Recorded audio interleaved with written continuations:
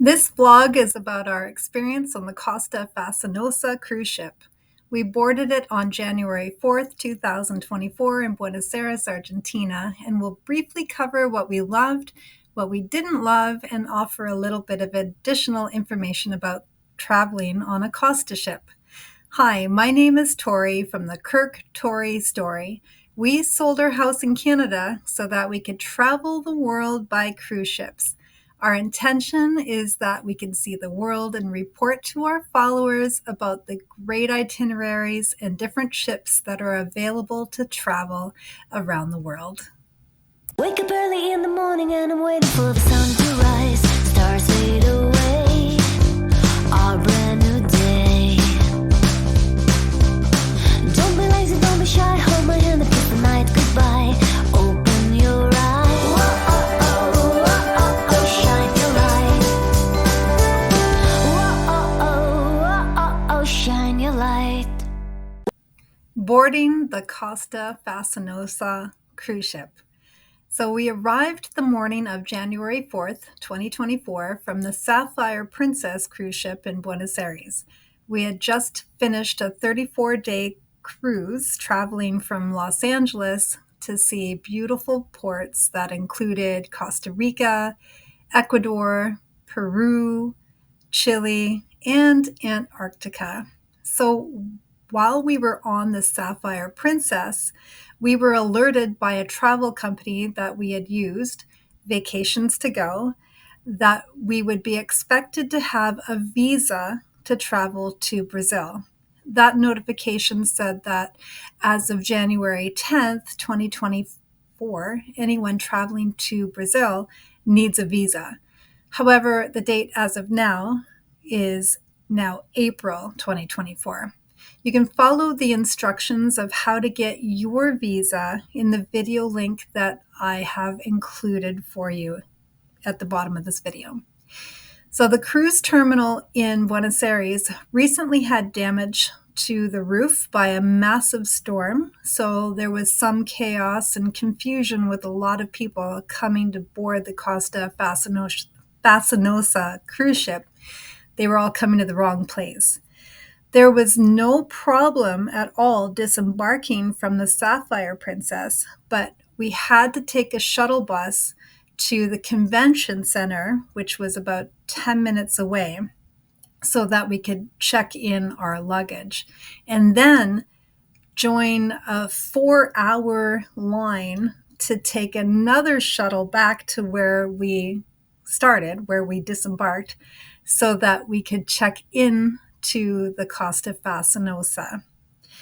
By the way, if you book a suite or a mini suite on the Costa Fascinosa, you will get priority embarkation. So you will skip that line completely. In other words, you can save yourself 4 hours. Once we boarded the ship, we immediately went to find our room and drop off our backpacks. The overall process of checking in was very smooth once we actually got back to the terminal. Our check-in was unbelievably fast, and that's probably due to the fact that Costa sends all of its passengers all of the instructions 10 days in advance through email. For example, you must check in days before online. So you need to provide information such as your passport information, emergency information, and then you must print out your boarding pass and bring it with you, or they will actually refuse your embarkation. They only accept the printed embarkation paperwork. So please make sure you print that out. Once they have verified that all of our paperwork was filled out correctly, they issued us an embarkation paper and our Costa card. So a big hint for you is to bring a lanyard with a clear pouch to put your card into, because if you put a hole in it, the card won't work. So in less than 5 minutes, we were processed and boarding the ship looking for our mini suite, which was stateroom 7455. Mini Suite 7455. While this stateroom was a decent size overall, it had a queen size bed, two super small end tables on either side of the bed with USB ports, loads of storage, a desk with a mirror, three chairs, an additional table with a fridge underneath, and three storage closets. The bed was kind of hard and somewhat uncomfortable with the lumpiness, and the bed linens were kind of scratchy.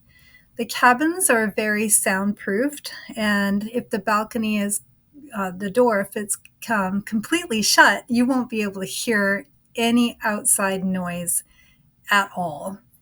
The bathroom in the mini suite stateroom, well, it was a good size and it was very well lit.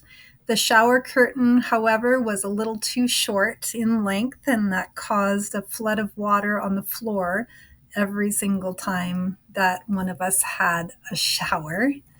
And the cabin has a combination soap, shampoo, and conditioner all in one. I didn't even dare to try that.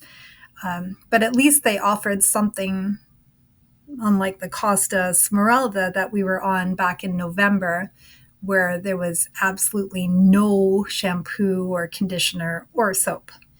The balcony in this mini suite was really nice. We were located in the aft and starboard side of the ship, which gave us a huge balcony that spanned across 35 feet. And yes, Kirk measured it for accuracy of this video. You can see the ocean from all angles, depending on where you were standing on the balcony, including the starboard side, the aft, and even parts of the port side. So there were many pros to having this particular cabin.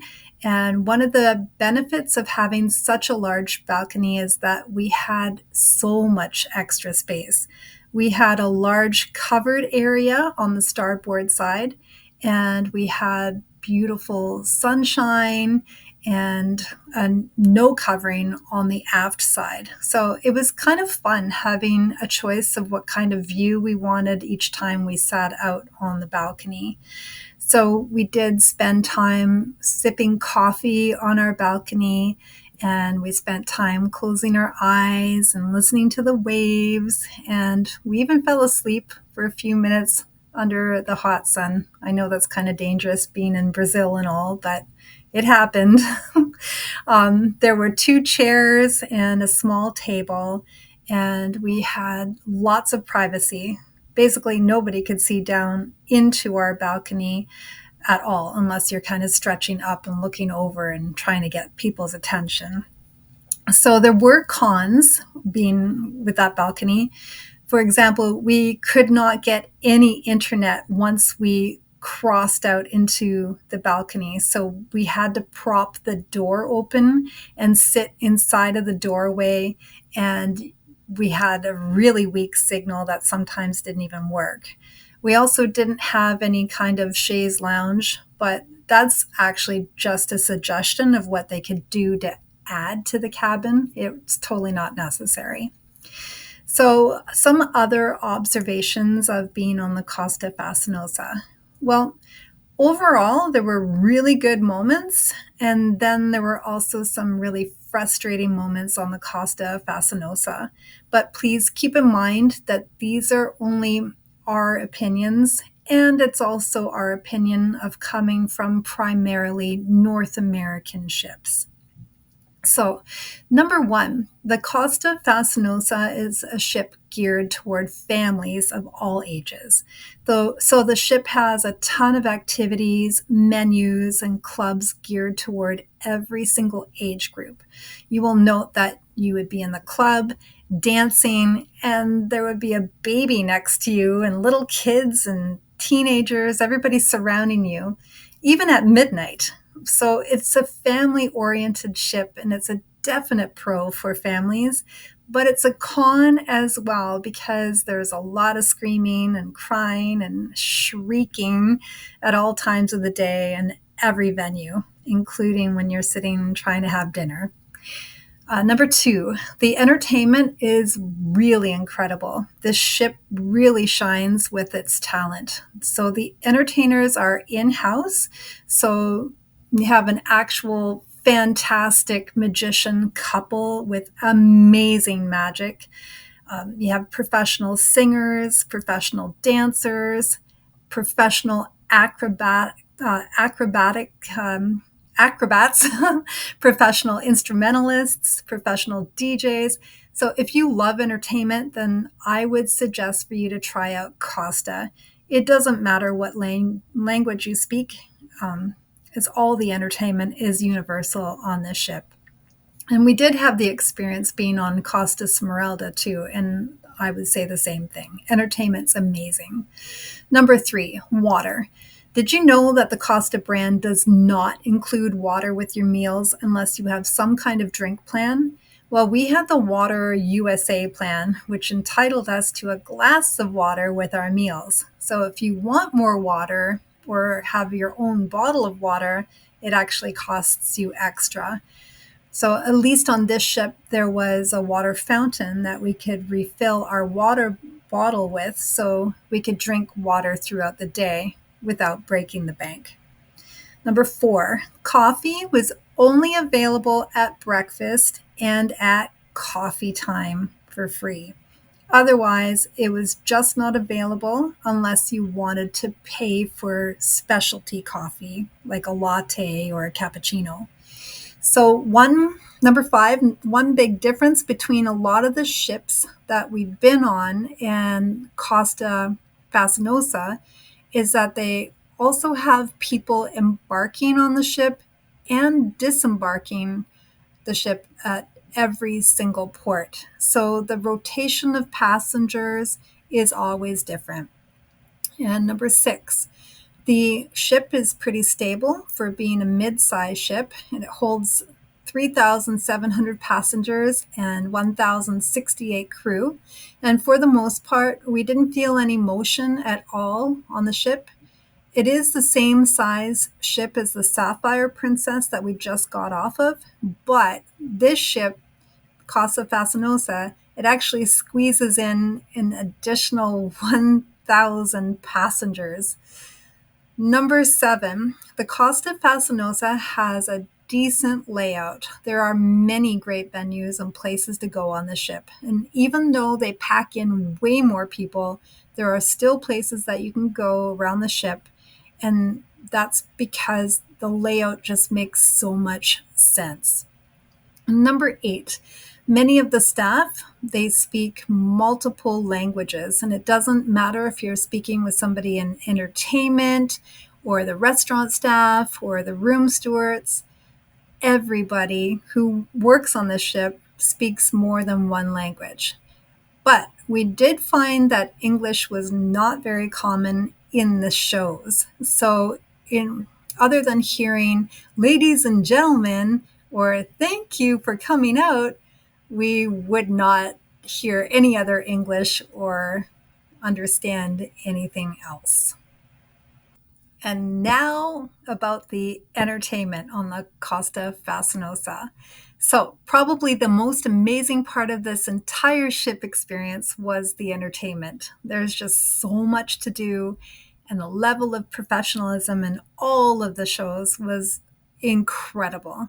So, there were daytime activities that included trivia, music quizzes, dance lessons, games, tournaments, creative classes, exercise activities, food tasting, coffee time, bingo, just to name a few. So the evening shows on the ship was nothing short of spectacular.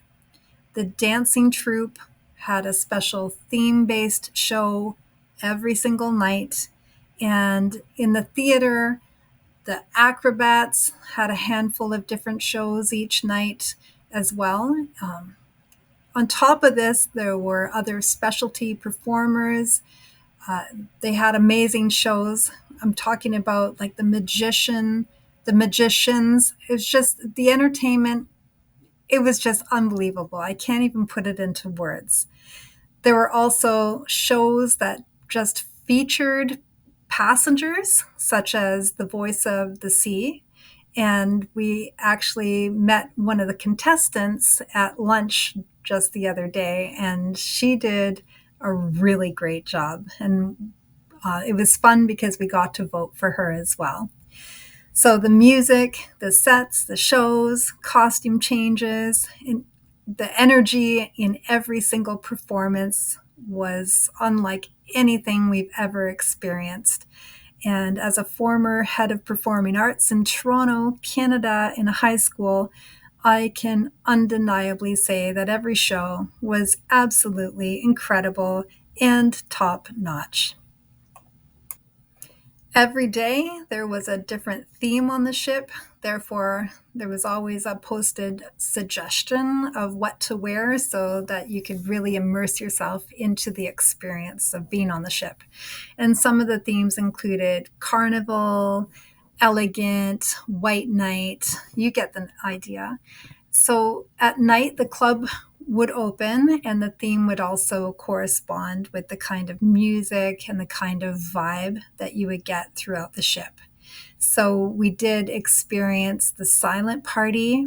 That was in the afternoon, where you got to wear headphones and choose your DJ that you wanted to listen to, the disco, and our particular favorite place on the ship, the Angelo Azzurro Lounge. We listened to them every single night, easy listening with Anastasia and Adam and the Siva duet. Sorry about the phone there. Anyway, in continuation, the vegan food on the Costa Fascinosa, they had a dedicated vegan menu, which changed on, I guess, maybe a 5-day rotation. So the menu is the same for both lunch and dinner for the same day. But most of the time, there was enough choice on the same menu to try different things. The food was great. The portion sizes were really good, and nothing was coated too much in oil, and it wasn't covered in salt like other cruise lines. So you could order as much off the menu that you wanted. So we sampled all kinds of different food. And I do hope that you take a minute to look at some of the pictures of the food that we ate while on the ship. And we posted it on the online blog version at kirktoristory.com of this same article. The only real painful part of eating off the vegan menu was the waiting time. So on Costa Fascinosa, you do not get to sit alone. At lunch, you must sit in a group of 6 or 8 people and wait for your food. And it's actually frustrating to sit in between everybody who's eating around you while you are literally waiting for sometimes upwards up to an hour for anything to eat. The worst experience on this ship was that what we had was when we were scheduled for an organized tour from the ship, and we had to meet our group by 12:30 p.m. And since 11 a.m. that morning, we were running around trying to find anything to eat to sustain us for our 7-hour tour, and we had no success. So we went down to the burger place that didn't have any veggie burgers. Then we went to the buffet, and it wasn't even open yet. And then we went to the restaurant where we were supposed to go in the first place, and we got there at 11:30. So we ordered pasta, but it never came. So we sat there until 12:20 and watched everybody else at our table eat, and then we had to leave because our tour was meeting at 12:30 and we didn't want to be late. So we literally ate bread, and not one staff member actually seemed to care or do anything about it. So, yes, there is a vegan menu, but it's not always easy to eat at the restaurant. And so the limited choices in the other venues, such as the buffet or the burger place, made the food more of a disappointing experience as there were no real vegan or whole food plant based options.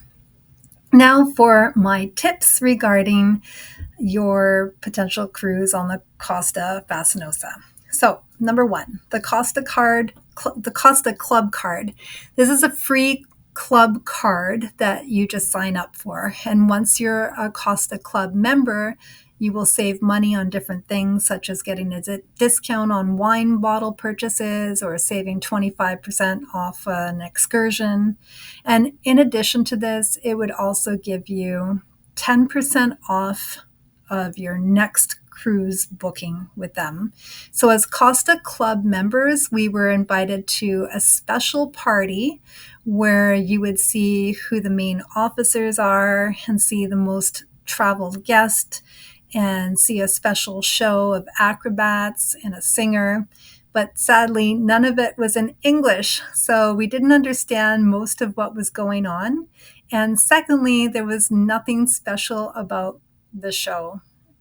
So other cruise lines like Princess offer guests maybe a complimentary glass of champagne or something, but there was nothing. In fact, this is what that phone call was about. So I had her call me to translate what the numbers were. So the highest club point person had 29 cruises with Costa. Oh, sorry, 80 cruises with Costa. And yeah, the highest person had 120,352 Costa Club points, which I'm really not sure what that means at the moment. But apparently, Kirk and I are the only English speakers on the ship as well. I didn't know that until just now.